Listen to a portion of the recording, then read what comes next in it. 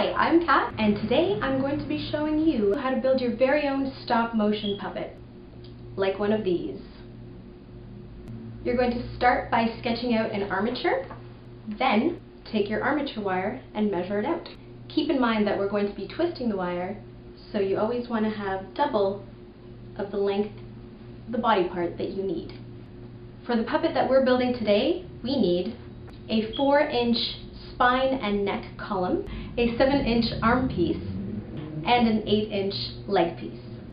Multiply that by 2 and we can begin. Start by measuring the appropriate amount of wire. Then cut the wire that you need. Now that you've measured and cut your wires, you should have an 8-inch neck piece, a 14-inch arm piece, and a 16-inch leg piece. Next step is to twist the wire. Find the center of your wire. There it is. Take a pen and form a loop at the end of your wire. Take a pair of pliers, hold the end of your wire while twisting your pen. The end result should be a loop with a nice twisted wire. Next, we're going to do the arms and the legs. These are a little bit different than the spinal column. Again, find the center of your wire. There it is. Now, take the ends of your wire and fold it in towards the center. Take your pen and form a loop at one end. Using your pliers, secure the two ends of wire and twist. And do the same thing on the other side. What you should have now are 2 loops. We're going to repeat the same procedure with the leg piece. Find the center of your wire, bend the 2 wires towards the center, form a loop on each end, and use your pliers to twist. Now that we have all of our wires twisted, we want to start bending them into shape so they resemble the body parts that they are mimicking. Bend the legs and fold up the loops at the ankles. Bend your arm wire to form shoulders. Now that we have the basic pieces for our armature, we have to attach them together. Before we do that though, we need to create stuff like shoes and bones to prevent the wire from moving where it shouldn't be moved. To make shoes, roll a large ball and another large ball of Sculpey. I'm using white Sculpey because you can paint it later and then you can have any style shoe you want. Take your Sculpey, roll it into a ball, roll it to another ball, soften it up. Take your Sculpey ball and press it on top of the foot loop. Do the same on the other side. Now we have two large clogs for feet. Start shaping the Sculpey into a shoe shape on the foot loop. Then take 2 smaller balls of Sculpey and press it into the bottom to cover the wire. Ta-da! Little clumpy feet. Keep the wire on the back of the shoes exposed so that the ankle has room to move. The next step is to create bones to make sure that the wire only moves in areas where there are joints. Take more Sculpey and secure it onto the calves and thighs of your armature. Before you go on to do the arm piece, you want to make sure that on the bottom of your shoes you have space for an adhesive such as sticky tack. This is going to help you when you animate your puppet walking. You can either take a pen and kind of form a little divot on the bottom of the shoe or use your fingers. Make sure that your shoes are leveled off by placing it onto a flat surface and making sure that it balances. Now do the arms. We're going to begin with the hands. Take a little ball of Sculpey, press it into the center of the loop. Do the same thing on the other side. This is to make sure that the gelatin we're dipping this into doesn't get wasted. When making the arms, also leave room for joints at the wrist and at the elbow.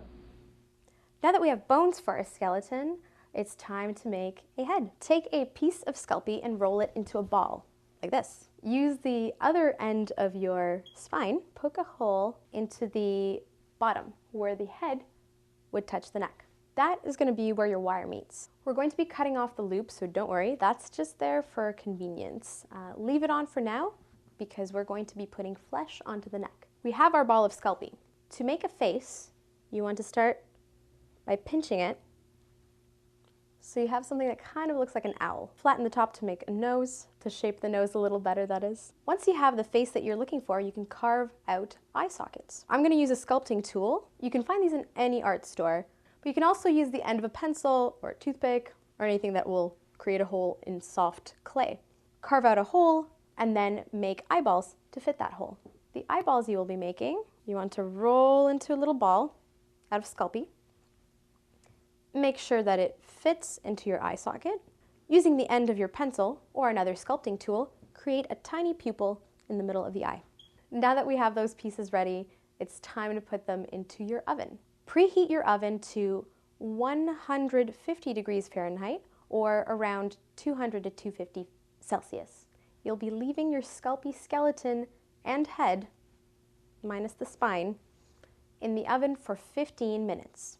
While we wait for those to bake, we're going to mix our gelatin fleshy medium. Gelatin is the same stuff that Jell-O is made of.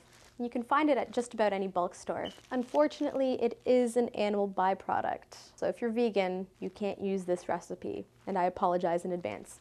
Take 1 part gelatin and 1 part glycerin and mix them together in a mixing bowl. And if you need to, you can add a little bit of water. Make sure not to add too much or else your gelatin base will be thin and flimsy and it will break. Then heat your mixture in the microwave oven for 20 seconds. But be careful, heated gelatin can cause burns. All right, so I've taken the body parts out of the oven, doesn't sound right, and now we're going to dip them in gelatin to create a fleshy consistency. So what you want to do with the arms is bend them at the elbow. That's how we're going to get our flesh onto the arms. Take your molten gelatin, dip the arms so that they are submerged in it, and have a plate with wax paper ready. The most important part here is that the hands and the wrists are covered. Because we're making a long sleeve shirt today, so it doesn't really matter what the rest of the arm looks like so long as the wrist and the hand is covered. So now we've taken it out, you can see it's kind of dripping gelatin. Just place it onto your wax paper and let it dry.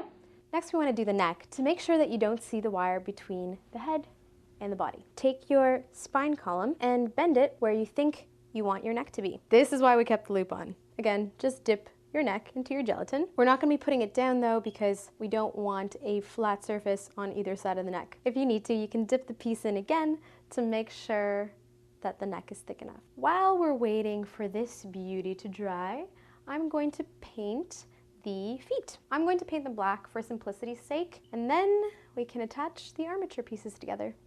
Now that these are dry, and so are these, and this, and 2 tiny eyeballs, we're ready to put the armature together, and then I can paint the arms and the neck, and attach the head to the neck. To attach all the armature pieces together, I prefer using glue gun glue. It's fast and easy, and it won't fall apart on you, and if it does, you can always fix it very quickly. The easiest part to glue is the head. What you want to do is take your glue, squeeze it into the hole that we've made in the bottom of the head, then chop off the loop and insert the wire right into the hole. Any gelatin around it will kind of just conform to the bottom of the head, and if you want to, you can just trim away the excess.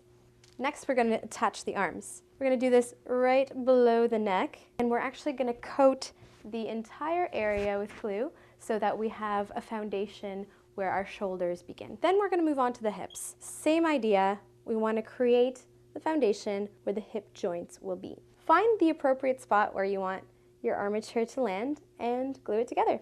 Now that we've glued our body together, we want to add hair and clothing. Hair is really easy to do. Pick the color hair that you want in yarn and glue it on. I wanted short hair and I know how to crochet, so I crocheted a little toupee, so I'll be gluing that on. But you can just cut pieces of yarn and glue it on using your glue gun. It looks just as good. If you're nervous about the scalp showing through in between the hairs, just paint the scalp the same color as the yarn and your problems are solved. So let's add that together and then we can add the clothes. So there's the hair, and now we're going to add clothing. For clothing, you want to do a little sketch first to make sure that you have the appropriate size for your character. Sketch of the shirt, sketch of the pants. Next, you want to take your sketch and cut it out. Cut out your little shirt, cut out your little pants. Find a piece of fabric that you want your character to wear and draw that on, and then cut these shapes out in that fabric. Here we have front and back of the little shirt that we're going to make for him. Here we have the pants. Because we don't want tattered seams showing, we're actually going to glue it in an inside out way. So we're going to glue it along just the outer edge over here and stick that together. And then we're gonna actually glue him into it so he can't change his clothes. So there we have it. He's all glued into his outfit. And I'm gonna call him Jeffrey. To animate Jeffrey, you're going to need a mouth. The best way to do that is to cut out little paper mouths, use a phonetic chart to get the shapes of the mouths correctly, and then put some sticky tack in the little divots we put in the bottom of his feet, and he'll be ready for action. Thanks for watching. Bye.